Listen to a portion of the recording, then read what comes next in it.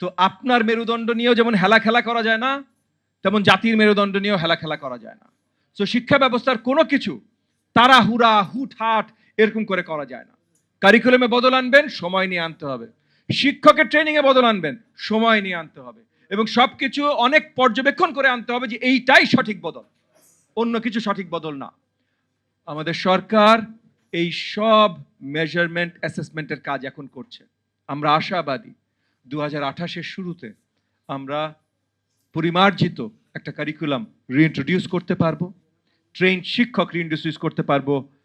আমাদের এই যে মিড ডে মিল থেকে ফ্রি ইউনিফর্ম, এই সব কিছু ইন্ট্রোডিউসড হয়ে যাবে এবং টেকনোলজিও শ্রেণীকক্ষ পর্যন্ত পৌঁছে দিতে আমরা সক্ষম হব, যেখান থেকে আমরা আশাবাদী আগামী বাংলাদেশে শিক্ষিত জনগণ তৈরি হবে, নৈতিকভাবে শিক্ষিত, স্কিল দিয়ে শিক্ষিত এবং জাতিকে আগামী নেতৃত্ব দেবার মতোভাবে শিক্ষিতভাবে আমরা তৈরি করবো ইনশাআল্লাহ। আমি আমার বক্তব্য আর দীর্ঘায়িত করব না।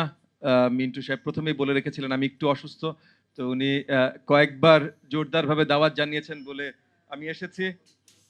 প্রাথমিক শিক্ষকদের ট্রান্সফার সম্বন্ধে একটা প্রশ্ন উত্থাপিত হয়েছে।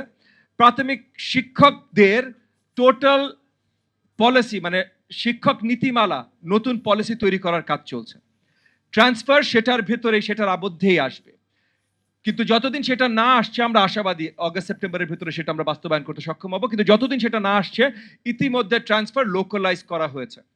সো প্রত্যেকটা উপজেলার ভেতরে যদি ট্রান্সফার করতে চায় কোনো টিচার, তাহলে আমার যে উপজেলার ইউইও বা এটিও আছে, মানে থানা শিক্ষা অফিসার, সরি টিও, থানা শিক্ষা অফিসার বা উপজেলা প্রাথমিক শিক্ষা অফিসার আছে, তার কাছে আবেদন জানাবেন। মাসে একবার একটা কমিটি মিটিংয়ে বসবে, সেই মিটিংয়ে সিদ্ধান্ত হবে আপনার ট্রান্সফার হবে কিনা।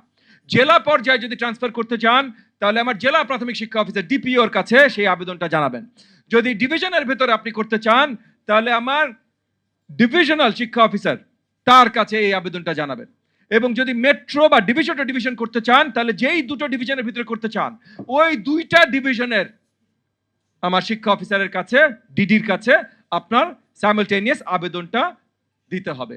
সো এখন এই ব্যবস্থাটা করা হয়েছে সাময়িকভাবে, আগামী 2 থেকে 3 মাসের ভেতরে এটার পার্মানেন্ট ব্যবস্থা ইনশাআল্লাহ আপনাদের জন্য করার ব্যবস্থা করছি। আমি বক্তব্য আর দীর্ঘায়িত করছি না, আপনাদের সকলকে অসংখ্য অসংখ্য ধন্যবাদ। চ্যানেল বি+, নতুন সূর্যোদয়, নতুন বাংলাদেশ।